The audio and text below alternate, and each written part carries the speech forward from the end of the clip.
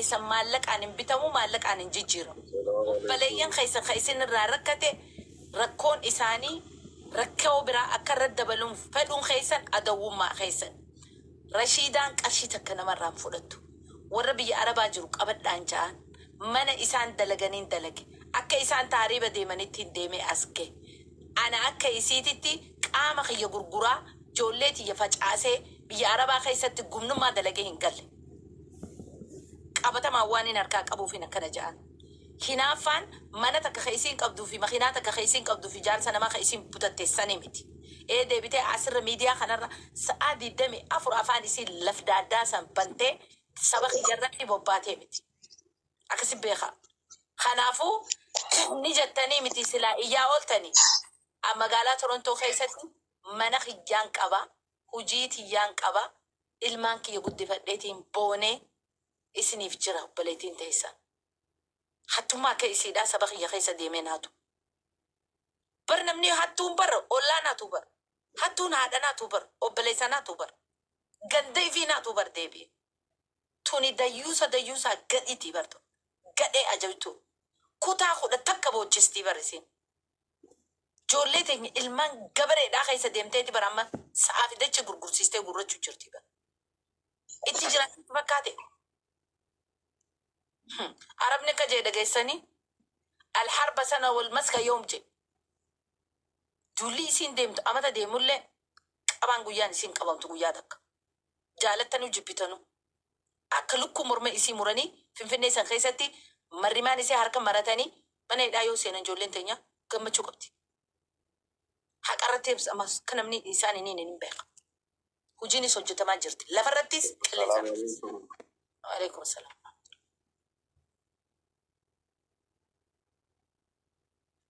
galatoomii Abu Rashid jabaadhu dubbii tana lafan kaayini jajjabeetti qabdana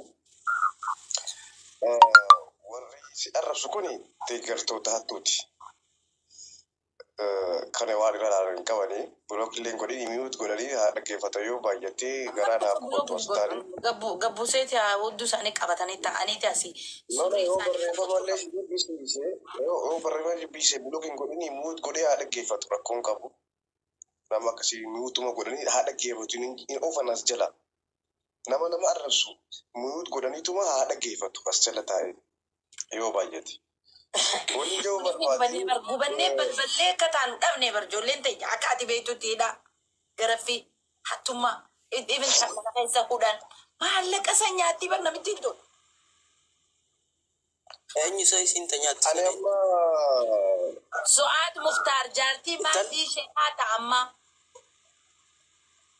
Ittiin haftee akkana godhattaansa sharmuu itti. Wallaahi ta'a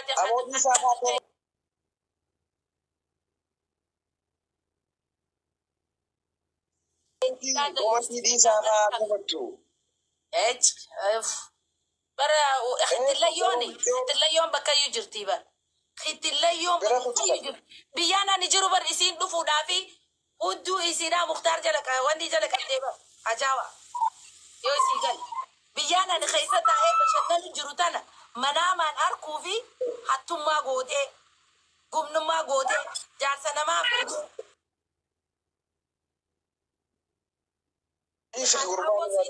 gartee inatti maadii cinatti si oofachuu jirtu yoo taate ol baatee aan akkanaan isii godhu jiraati narraa tuqinaaji hattuun akkana hanqa lafa jalaa katabu jirtu akka gaariittiin si harkaa bara akka ati dayyuusa taate surri hin qabne dhama haadhaa foon ifiitiif hirrifannee si beeyna malee.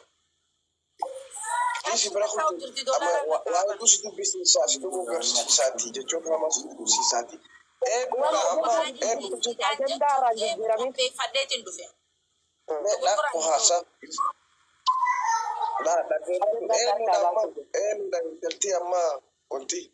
Su'aad Muftaar jaartii maadii sheekaa ta'ammaa.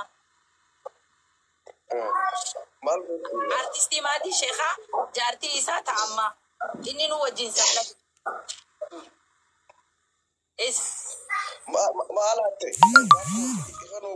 Digital marketing ni da gootan jetteeti ijoollee teenya 2,000 inni dhageessaame michoo qadarirraa maallaqa xiyyaan dhaqeebsiin jettu. nama shadif jala fidii isaan kaata makiinaa siibinna mana siibinna akkanatti mana bitatee miitu rakaayyadhu bareeddu. Okay, sheherichi noo godhaanuu fita. Way isa baay'isee as jala jirti ol baatee hin dubbattu ba? Hin dubbattu. Keessaan dubbistee gaafattee maal jette? Maal jette? Lakki. Telefoonaan kaastu. Salaam alaikum.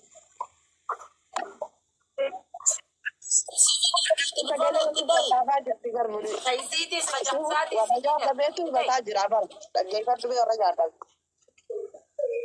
Mee dura gaadanii baasa maaliif seerri keessaan mee dura waan qulqulleeffatanii qabdanii waan deebistanii qabdan iyyuu barbaadeeti. Munir ana barushidaa naan jaan takkarraa hanqa dhumaatti hanqaan sirriitti qabadhee amalaan viidiyoo isiidhaa ganaadhaan gagguuruuf ta'a beeka. Namoota isiin irraa nyaatte takka takkaanii suuraa fi viidiyoo wajji gallakkisuu ta'a. Yoo isiin if kabajjee gabbaatee saba isii dhiiga isaan bochiste isiin booyuu baatte. Akkan kana jala sarar miidiyaa gubbaan jiraa baran. Wayin mana keessa taa'ee wayin hasaasu jira. Nama kuma 25 bar viidiyoo kiyya laale. Nama taphaatiif bakka kanatti haasa'u jiru. Sanuma saaxilamuutti fufaa barnuti itti saaxiluu ganaa tokko addunyaatti kanaafu itti fufaa. Isi miidiyaalee gurguddaa keessatti akkana funyaan isii qaban. Waniin amma yaada akka yaadaa. Yaachuu ta'e isi su'aala. Anaas hima. Naagalee jiraa bar gaafii hin gaafadhe bar waniin gaafadhe akka adeemsaan gaafadhe adeemsi wantaa jechuudha namni booddeedhaaf akka yaada kenninuu. Gaafatanii adda qulqulleeffatanii isii gaafatanii waan jaanii nu gaafataniifiin saniifiin si gaafatu. Si jalaan kaastu. Ani namaatu nadhawe guyyaan dura viidiyoo ol darbe mucayyoon tun mucayyoo teenya Oromoodha. Maal qaba waan wanni kun akkuma jiruttuu tahee jaarsi isiidha yoonii fi isii maarree je'een hoo'ii jaan. Karbaan weegi jaanii hin deebine itti fufaa jechuun amma booda sheekuriif dhufu dhaggeeffatanii namoota boo'ii jiru kana imimmaan isaanii irraa haquudhaaf akka sabaatti yoo isin duulan qofa na hojii dubbatan yookaan nam takka hin dhaga'u nam takka kan hin dhaga'u hin jiru. Isii jechaan akkaawuntii 3 kan lubbuu qabu tolchee as ba'e. Oh, sirrii lafa bakka qabu. Waliigallee jiru ani harmaan adda baafachuu barbaade. Okay, Munir biyyaatti jirtu keessa wanni akkanaa ni jirti dhaggeeffadhu addunyaarra jira. Digital marketing atiitu 2,000 kafalee seenaa dawaadhaan sitti kan naji'eetiin dawaa kana dawaa sanatis nama biraatiin fiddee naanneetaa nama 5 jala naquu qabda istaara ta'uuf nama 10 ogguu seente makiinaa siibitamaa addunyaa tanarra deemta. Miyuuta rakaayyee dhuntan namni ijoolleen bira jirtutu maal isaa nu wajjin. Baby mummy. Haay maal isa mataan wareersitaniiti. Akkasitti manaa siibitamaa maallaqa wajjiinii oggooti maallaqa neeyite footoo maallaqa qulfii makiinaa maal akkana sitti ergiti. Waan teekniika isiin alatti barte nama kiyya keessatti hin bobbaate. Namni kiyyallee walii lama kan xiqqashollee kafalee irraa dandamachuu danda'utti silaa bobbaate gaarii ture. Ijoollee biyya Arabaa jirtu miskiina tahriiba deemanii mana namaa xaraganirra bobbaatee bartuun attittiin. Mee dijitaala kamiinni naa dalaguu beekan ijoolleenti. Wanti kanaan jireenya isheetaa dhugaadha. Garuu wanti kun afaan adda addaatiin jira. Ani ni hordofa afaan lammii biraatiin ni hordofa waan kana. Anillee na gaggalchanii gurubbii keessa hin hojjenne garuu hordofaatiin jira. Isaan meeshaa kana yoo gurgurte irratti argata beektaa wanti kun ammaa miti. Kan eegalee ani bara 2008 irraa hin arge waan kana. Bara 2008. Dhaggeeffadhume. Jira waan akkana nagaan kun haasofni kun dhugaa ishiiti 2008 Oy Munir waasa takkaan isin ibsa. Mee miciyyoon iqaamaa hin qabne. Tagabbaatee huccuu ifiif bitachuu hin dandeenye. Tagaafa even hafuura baafattu sawwaa kayaamtee sawwaakan dhukattee mana keessa ciistu maal gurgurtee maal fiddimee hattummaadhaaf yoon hin ittiin deemne mee akkanattis gallaalaa Oromoo if dhaggeeffadhaame. Waa'ee kanarratti bal'inaan xiqqoo dubbadheetiin gadhiita karaatanii fi waanni kuni maqaan kee sirrii ta'uu qaba, imeeliin kee sirrii ta'uu qaba, kaawwantii sirrii maqaa keetii kattiin beekamtu qabaachuu qabda. Qarshii yoo sii naqan kaawwantii kee kaatti beekamturra sii naqama. Yoo naqxellee kaawwantii kaampaanii beekamaa sanirratti waliin dalaydaa jechuudha. Amma fakkeenyaaf ijoolleen teenyaa tamana Arabaa jiran ta biyya baqaa keessa jiran tokkoffaa waraqaayyuu hin qaban, kaardii baankiitis hin qaban, imeelii hin qaban. Waan kun kan dalagamu karaa imeeliitiin irra guddaa imeeliidhaanii karaa waatsaappii haa ta'u instagiraam waan adda addaatiin dalagama. Garuu maqaan kee sirrii ta'uu qaba. Isiin akkasii dalee DJ. Warri biyya biraatiin baay'ee lammii biraa. Su'aad Mukhtaar akkasii dalee DJ Dr. Khijibduun akkas.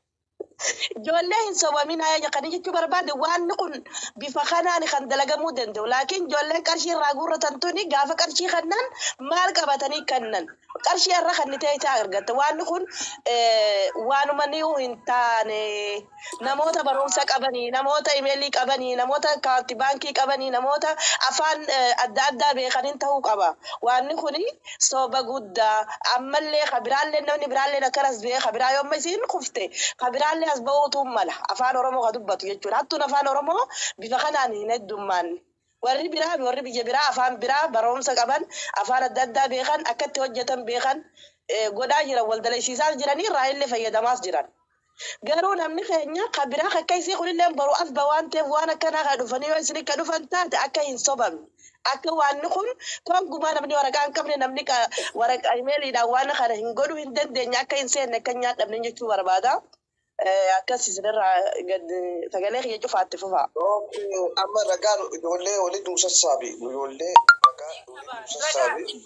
Nama 500 qaba harka. Risiitii kanti naqanii sagalee isaanii waliif dabarsan akkasitti waliin nu qaqqabu. Gaafadhu kana hunda harkaa hin qabaa yoo feete siifin sheer godha. Maqaa isaanii si gaafadha. Okay. Akkasii nu qaqqabu.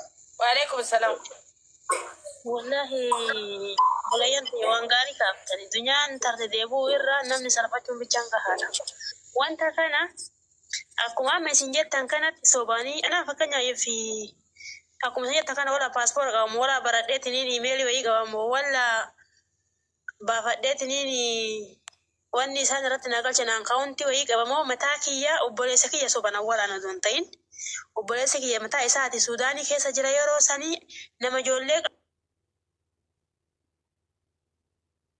abu ijoollee guddifachuu barbaade inni gamana fiige.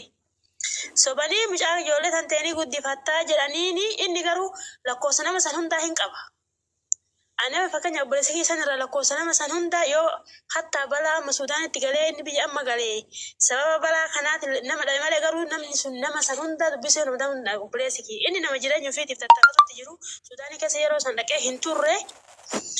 Sobanii obboleessa kiyya sanuu nama duraati itti gaacha namni tokko hechoo kana yaani yoo beektan taate karaa arbaa guuguu kana Shee Abbaas jedhanii maqaan isaati. Shee Abbaas jedhaniin tokko mootuu kiristaana jarri warra Suudaanii keessatti gurmaa'e. Waannichi isaanii kiristaana. Maqaa isaa sana obboleessi ani isarraa fuudhee isinii dabarsuu danda'a. Adii yoo dubartii wayii namatti gadhiisanii akkasatti guddatan suura makiinaa. Maqaa isii dhaga'i rabbiin dubartii irraa isii haa baasu. Su'aad Mukhtaar jaaniin kaarruu saree qabdi. Arba geessi fiifu agartee yoo harkite afaan isiidhaa akka deemaatti namatti haasa'uu bartee hattummaan isiidhaa kana leenjisee akka islaamaa godhatti naalatni itti haa bu'u. Akka islaamaa godhattee akka nama waan hannee fakkaatti nama gaarii wayii fakkaatti sagalee isii kana namarratti ergan. Ani fakkeenyaaf yoo mana kontiraataa jira biyya kana dhufee waggaa tokkoon guunne ani obboleessa kiyya ji'a sadii na dura biyyaa bahee ani saduu barraanjii sadii turee bahe obboleessi keessa waggaan guunne anis waggaan guun inni illee nama jijjiiramuu barbaannu ijoollee baadiyyaati nama birrii barbaadu hiyyummaafuu biyyaa ba'anii sun abbaan qabnu abba malee guddanne inni illee anis yaa guddadhe obboleettiin tiyatuun illee haa guddattu jedhee bara waan akkana dhaga'ee mee waan kana maal jettaa ana namichi kana qoradhu jedheen namni addunyaa kanarraa hin hatamaa nama inni sanuu nama ijoollee qabu rakkate biyyaa kuu bitta ofiitiif ijoollee maatii ofiitiin biyyaa bahin hatta jaartii ofii utuu barraan fidate. Yoo isaan ijoollee fidatuuf tattaafatutti jira inni garabummaa waaqa qabadhee maatii kiyya bira fidadhee jijjiireenyi kiyya kun fooyya'inaa barbaada malee na nyaatanii hin beeyi. Obboleessa kiyya kanas sobanii nama fidi akkuma jedhatan kana jedhaniini nama shanuuf jaatti fidi jedhaniini inni tokkoffaa siin obboleettiin teetun illee na xiqqeessuu fi miti kaa dhugaa dubbachuuf obboleettiin teetun illee nuu jireenya keessa jirru kabaadiyyaa jiruu ta'e namaan beeynu isillee na jijjiiramtu anis hin jijjiirama maatii keenya sin jijjiira. Ka jedhu fuudhee anarraa birri diraami maraati 1,200. Sanuu asirraa akka itti hawaalaa ergu hin beeku mana kontiraataatis jira direevarri gaafsan birri kanarraa fuudhu soqee soqaan annaagaa birri 50 narraa fudhata. Simmee saba ani hin beeku yoo sana addisi kana seene baay'ee afaan aseen beeku nama baay'ee hin beeku. Yoo sanuu nama gaarii rabbi waan na fideef bilbila naa bitanii has